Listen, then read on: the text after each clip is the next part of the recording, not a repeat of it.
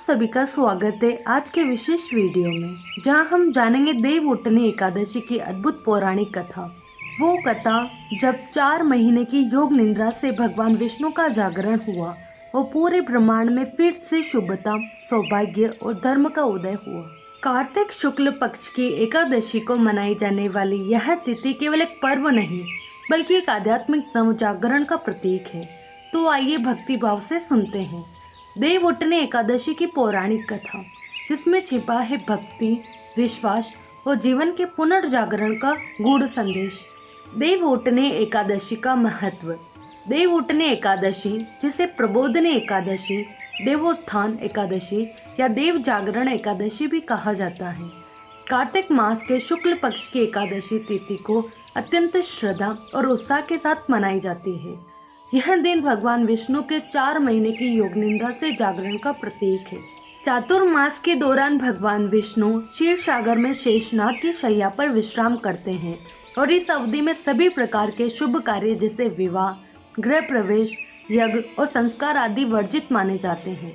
जब देवउठनी एकादशी के दिन भगवान विष्णु जागते हैं तो माना जाता है कि सृष्टि में पुनः शुभता और मंगल का संचार होता है। इस दिन से ही सभी शुभ कार्यों का पुनः आरंभ होता है और भक्तजन भगवान विष्णु की पूजा अर्चना, व्रत और तुलसी विवाह जैसे पवित्र कार्यों के माध्यम से अपनी भक्ति अर्पित करते हैं। एकादशी व्रत कथा। एक राजा था जिसके राज्य में प्रजा बहुत सुखी थी। उस राज्य में एकादशी के दिन कोई भी अन्न नहीं बेचता था और न ही कोई अन्न खाता था।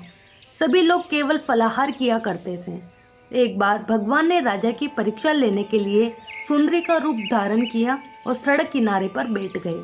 तभी राजा उधर से गुजरे और सुंदरी को देखकर चकित रह गए। उन्होंने सुंदरी से पूछा कि तुम कौन हो और इस तरह यहाँ क्यों बैठी हुई हो। तब सुंदरी के रूप में मौजूद भगवान ने कहा कि मैं निराश्रिता हूँ। इस नगर में मेरा कोई जाना पहचाना नहीं है, मैं किससे सहायता मांगूं? राजा उसके रूप पर मोहित हो गए और बोले कि तुम मेरे महल में चलकर मेरी रानी बनकर रहो। इस पर सुंदरी ने कहा कि मैं तुम्हारी बात मानूंगी, लेकिन तुम्हें राज्य का अधिकार मुझे सौंपना होगा। इस राज्य पर मेरा पूर्ण अधिकार होगा और मैं जो भी बनाऊंगी तुम्हें खाना ही होगा। यह सुनकर सुंदरी के रूप पर मोहित राजा ने कहा कि मुझे सारी शर्त मंजूर है। अगले दिन एकादशी थी, लेकिन रानी ने आदेश दिया कि बाजारों में अन्य दिनों की तरह ही अन्न बेचा जाए। इतना ही नहीं, उसने घर में मांस, मछली आदि पकवाए और परोसकर राजा से खाने के लिए कहा। यह देखकर राजा बोला, रानी आज एकादशी है, इसलिए मैं तो केवल फलाहार ही करूँगा। तब रानी ने राजा को अपनी शर्त की याद दिलाई और बोली, या तो खाना खाओ, नहीं तो मैं बड़े राजकुमार का सिर काट दूंगी। राजा ने अपनी स्थिति बड़ी रानी से कही तो बड़ी रानी बोली, महाराज आप धर्म न छोड़े और बड़े राजकुमार का सिर दे दें। पुत्र तो फिर मिल जाएगा पर धर्म नहीं मिलेगा। इसी दौरान बड़ा राजकुमार खेलकर आ गया और अपनी माँ की आंखों में आंसू देखकर उसे रोने का कारण पूछने लगा। माँ ने उसे सारी बात बता दी तो इस पर राजकुमार ने कहा कि मैं सिर देने के लिए तैयार हूँ, मेरे पिताजी के धर्म की रक्षा जरूर होगी। राजा दुखी मन से सुंदरी के पास गए और राजकुमार का सिर देने को तैयार हो गए। तभी सुंदरी के रूप में भगवान विष्णु ने प्रकट होकर उनसे कहा, राजन ये तुम्हारी परीक्षा थी और तुम इस कठिन परीक्षा में पास हो गए। भगवान ने प्रसन्न मन से राजा से वर मांगने को कहा तो राजा ने कहा, आपका दिया सब कुछ है, बस हमारा उद्धार करें। उसी समय वहां एक विमान उतरा और राजा अपना राज्य पुत्र को सौंपकर विमान में बैठकर परम धाम को चले गए। अन्य व्रत कथा। एक राजा के राज्य में सभी लोग एकादशी का व्रत रखते थे। प्रजा तथा नौकर चाकरों से लेकर पशुओं तक को एकादशी के दिन अन्न नहीं दिया जाता था।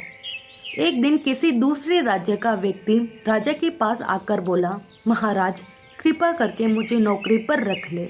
तब राजा ने उसके सामने एक शर्त रखी कि ठीक है रख लेते हैं, किंतु रोज तो तुम्हें खाने को सब कुछ मिलेगा पर एकादशी को अन्न नहीं मिलेगा।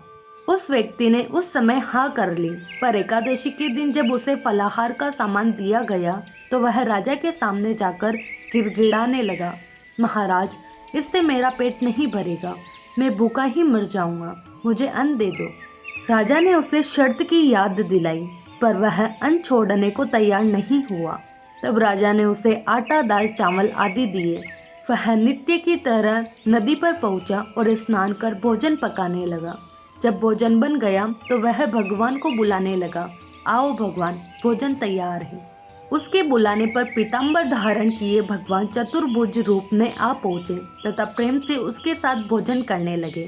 भोजन आदि करके भगवान अंतर्ध्यान हो गए तथा वह अपने काम पर चला गया। 15 दिन बाद अगली एकादशी को वह राजा से कहने लगा कि महाराज, मुझे दुगुना सामान दीजिए।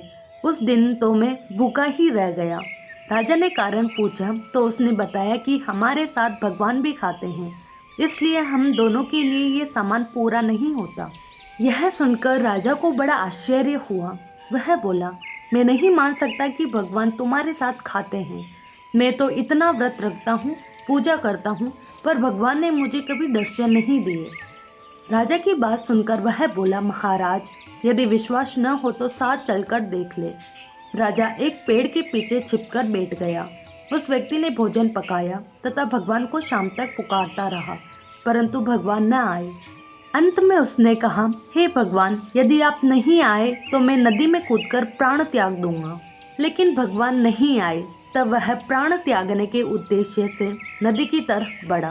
प्राण त्यागने का उसका दृढ़ इरादा जान शीघ्र ही भगवान ने प्रकट होकर उसे रोक लिया और साथ बैठकर भोजन करने लगे। खा पीकर वे उसे अपने विमान में बिठाकर अपने धाम ले गए। यह देख राजा ने सोचा कि व्रत उपवास से तब तक कोई फायदा नहीं होता जब तक मन शुद्ध न हो। इससे राजा को ज्ञान मिला। वह भी मन से व्रत उपवास करने लगा और अंत में स्वर्ग को प्राप्त हुआ। अन्य व्रत कथा। पौराणिक मान्यताओं के अनुसार एक बार भगवान श्री हरि विष्णु से लक्ष्मी जी ने पूछा, हे नाथ, आप दिन रात जागा करते हैं और सोते हैं तो लाखों करोड़ों वर्ष तक सो जाते हैं तथा इस समय में समस्त चराचर का नाश कर डालते हैं। इसलिए आप नियम से प्रति वर्ष निद्रा लिया करें। इससे मुझे भी कुछ समय विश्राम करने का समय मिल जाएगा। लक्ष्मी जी की बात सुनकर नारायण मुस्कुराए और बोले, देवी, तुमने ठीक कहा है। मेरे जागने से सब देवों और खासकर तुमको कष्ट होता है। तुम्हें मेरी वजह से जरा भी अवकाश नहीं मिलता। अतः तुम्हारे कथनानुसार आज से मैं प्रतिवर्ष 4 मास वर्षा ऋतु में शयन किया करूँगा। उस समय तुमको और देवगणों को अवकाश होगा। मेरी यह निंद्रा अल्प निंद्रा और प्रलयकालीन महानिंद्रा कहलाएगी। मेरी यह अल्प निंद्रा मेरे भक्तों के लिए परम मंगलकारी होगी। इस काल में मेरे जो भी भक्त मेरे शयन की भावना कर मेरी सेवा करेंगे और शयन व उत्थान के उत्सव को आनंद पूर्वक आयोजित करेंगे, उनके घर में मैं तुम्हारे साथ निवास करूँगा। तो यह थी देवउठनी एकादशी की पौराणिक कथा। वह दिव्य क्षण जब भगवान विष्णु योग निंद्रा से जागकर सृष्टि में पुनः शुभता का संचार करते हैं। कहा जाता है कि जो भक्त इस दिन श्रद्धा और भक्ति से व्रत रखता है, भगवान विष्णु की पूजा अर्चना करता है और तुलसी विवाह में शामिल होता है, उसे जीवन में सुख, समृद्धि और मोक्ष का आशीर्वाद प्राप्त होता है। यह एकादशी हमें यह भी सिखाती है कि जैसे भगवान विष्णु ने जागरण कर सृष्टि में पुनः प्रकाश फैलाया, वैसे ही हमें भी अपने जीवन में अंधकार को दूर कर भक्ति, करुणा और जागरूकता का दीप जलाना चाहिए।